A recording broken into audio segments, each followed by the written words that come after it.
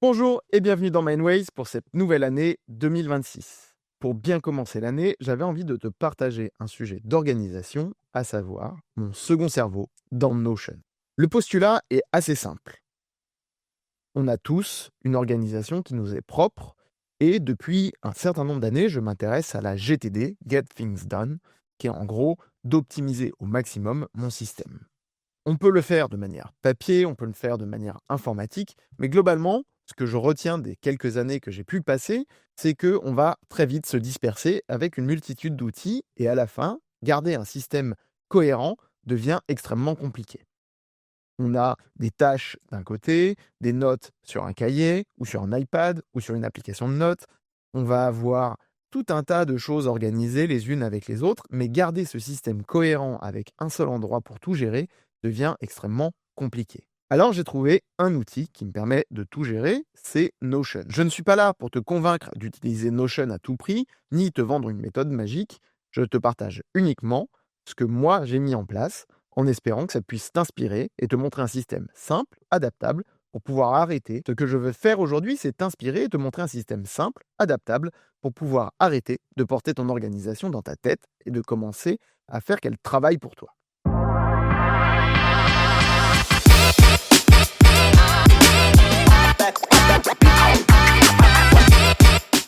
Mindways. Le podcast pour rebondir. Alors le vrai problème, c'est la dispersion mentale. Je le disais en introduction, comme beaucoup de gens, j'avais mes notes un peu partout, mes tâches dans 2 ou 3 applications différentes en fonction de l'humeur du jour, mes fichiers entretenus à la main, mes rappels dans mon téléphone, mes idées à 1000 et un endroits différents. Le vrai souci, finalement, c'est pas que je suis désorganisé, c'est que mon système me pompait beaucoup d'énergie pour retrouver les informations et passer du temps à le gérer. Alors, j'ai cherché comment je pouvais m'organiser et le meilleur outil que j'ai pu trouver pour ça, c'est un second cerveau Notion. Il y a plein de templates qui existent. Il suffit de taper second cerveau Notion sur Internet. Tu vas en trouver une multitude. Si tu ne sais pas utiliser Notion, c'est un bon moyen de te lancer. Mais qu'est-ce que c'est qu'un second cerveau? Pour moi, c'est 3 choses concrètes. C'est un endroit unique où je capture tout. Un système clair pour transformer l'info en action.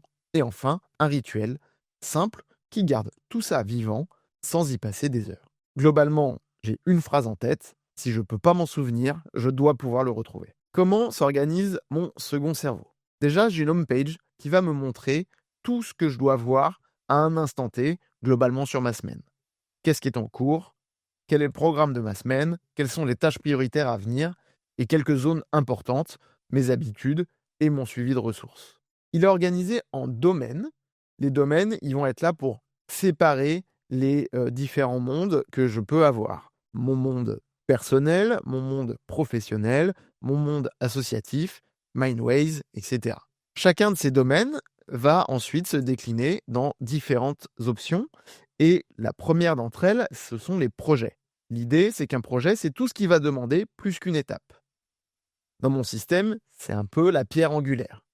On clarifie l'objectif, on garde la vision et on évite que les tâches liées au projet finissent en vrac. Par exemple, la préparation d'un épisode, ça va être cet épisode, donc présenter mon second cerveau Notion, et dedans, je vais ensuite y incorporer des tâches, des notes, éventuellement des références si j'en ai besoin, et un calendrier pour le moment où je vais devoir vous le partager. La deuxième brique, ce sont les tâches. Chaque tâche peut ou pas être liée à un projet, et ce sont les tâches qui sont la réalité du terrain.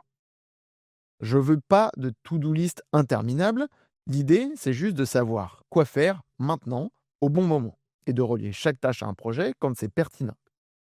Ce que j'ai organisé pour ne pas avoir à créer des rappels, c'est que pour une tâche donnée, je crée une date d'échéance et le rappel est créé automatiquement au moment où je mets la date d'échéance. L'idée pour générer un certain nombre de tâches, éventuellement, si j'ai une liste à faire, c'est de la capturer rapidement, ensuite de faire un tri régulier et de leur affecter des projets et des dates le moment venu. Enfin, quand je fais ma revue de la semaine, j'ai une vue très claire de ce que je dois faire dans ma semaine. Ensuite, j'ai les notes. Les notes, c'est la zone dans laquelle je vais clarifier ma pensée, mais pas seulement. C'est pas juste du stockage. Je vais les utiliser pour préparer des réunions, faire des comptes rendus, poser des idées, rédiger des scripts, garder des décisions. Et tout ça, chaque note, j'ai un onglet qui est relié à un projet. Et en fait, comme tout ça, ce sont des tables, je peux les retrouver dans les projets. Dans la note, je peux retrouver le projet, mais je peux aller voir les tâches. Je peux vraiment tout voir. Tout est interconnecté et c'est ça qui est important. Enfin, une règle d'or, c'est que si c'est important, alors c'est dans Notion et c'est surtout pas dans ma tête. Ensuite, j'ai une zone ressources. Les ressources, elles sont également connectables ou non à des projets.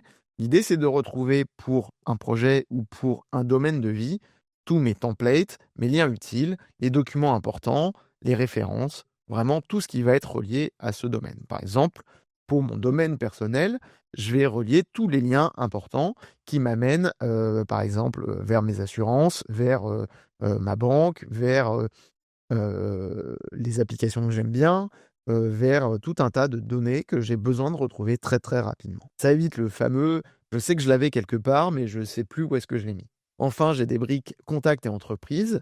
Ça me permet de garder un espèce de répertoire comme on avait dans le temps, lié et de pouvoir là avoir une vraie force supplémentaire, c'est de pouvoir relier des humains à des projets, à la vraie vie, de savoir que tel projet, il va concerner telle personne et que du coup, il faut que je les ai dans ma base pour pouvoir les relier directement et les retrouver.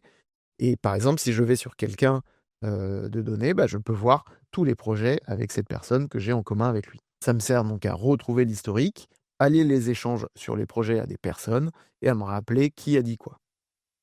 Et enfin, la dernière chose que j'ai intégrée dans ce second cerveau, c'est mon suivi d'habitude et mon suivi de training. Pour ceux qui suivent le podcast, vous savez que je me suis remis au sport avec un coaching et que j'ai besoin de suivre de manière très précise ce que je fais. Et ben, j'ai tout intégré à cet endroit pour pas l'avoir dans 50 applications différentes. C'est à un seul endroit et l'avantage, c'est que ça me permet de suivre ma progression dans cet endroit unique. Mon cerveau, il me sert clairement pas que au boulot, il me sert en fait pour tout. Je m'en sers pour mon suivi d'habitude. Est-ce que j'ai fait mes 8000 pas par jour? Est-ce que j'ai dormi 7 heures? Est-ce que j'ai fait ma routine du matin? Est-ce que j'ai assez bu? Est-ce que j'ai fait ma routine du soir? Mon suivi de training, est-ce que j'ai fait mon training? Je peux les programmer à l'avance dans mon agenda. Donc je les vois dans l'agenda, ils sont prévus et je sais exactement ce que je dois faire dans ma séance. Et pour chaque séance, j'ai un suivi des exercices pour voir la progression. L'idée, c'est d'avoir plus de clarté mentale en lien avec le physique, puisque j'ai mon training physique et mon training mental. Et tout ça est intégré dans mon système avec plus de clarté. Et je sais que tout est à cet endroit-là, j'ai plus besoin d'y penser. Alors ça, c'est la théorie. Après, on peut se demander comment garder ça simple. La première de toutes, c'est qu'en fait, j'ai une seule application qui gère tout. Et donc, c'est beaucoup plus facile à gérer. Alors évidemment, je ne mets pas des trucs confidentiels dedans, hein, parce que ça reste Notion, et que je ne peux pas me permettre de mettre des choses confidentielles à l'intérieur. Néanmoins, ça me permet de suivre les grandes lignes, comme si j'avais un cahier finalement. Les règles d'or, c'est d'abord je capture et j'organise après. Je passe pas 3 heures à organiser. D'abord, je note les idées et ensuite, je classe. Une idée, je la note, je la classe plus tard. Une page d'accueil dans laquelle je peux tout voir. Et enfin, pas besoin de chercher où aller, je sais que c'est là. Ensuite, mettez peu de propriétés, mettez celles qui sont importantes. Il vaut mieux 5 champs utiles que 20, dont la moitié vous sert à rien. Mettez-vous dans votre agenda un rituel hebdo. Le dimanche soir ou le dimanche matin, je balaye ma semaine pour la préparer. Une fois par semaine, je vide l'inbox, je vérifie les projets, je choisis 3-4 priorités pour ma semaine à venir. C'est un système qui doit te donner de l'énergie, pas t'en prendre. Si ça t'épuise, c'est qu'il est trop compliqué et qu'il n'est pas fait pour toi ou qu'il faut que tu l'améliores. Ça fait 6 mois que j'utilise mon second cerveau et qu'est-ce que ça m'a apporté? Bah déjà, plus de sérénité, beaucoup moins de charge mentale. Plus de focus, je sais ce qui compte et au moment important. Plus de continuité, je retrouve mes infos, je retrouve l'historique, je sais ce qu'on s'était dit la dernière fois, je sais ce qu'on s'était voté comme jalon, et donc il suffit de reprendre les choses. Beaucoup plus de liberté. Je sais que je peux déconnecter à tout moment et que je ne vais pas perdre le fil. Donc si tu dois retenir une chose, ton second cerveau, c'est pas juste un outil, c'est une promesse que tu te fais de ne plus avoir à tout porter seul. J'espère que cet épisode t'aura plu. Si c'est le cas, partage-le à quelqu'un qui se sent débordé. abonne-toi au podcast. C'est hyper important. C'est ça réellement qui aide le podcast à grandir. Dis-moi, toi, en commentaire, comment tu t'organises aujourd'hui? Est-ce que tu as un second cerveau? Est-ce que tu as une multitude d'outils? Je serais curieux de savoir un petit peu comment toi, tu t'organises. Et il ne me reste plus qu'à te dire à très vite. Merci d'avoir écouté cet épisode de Mindways.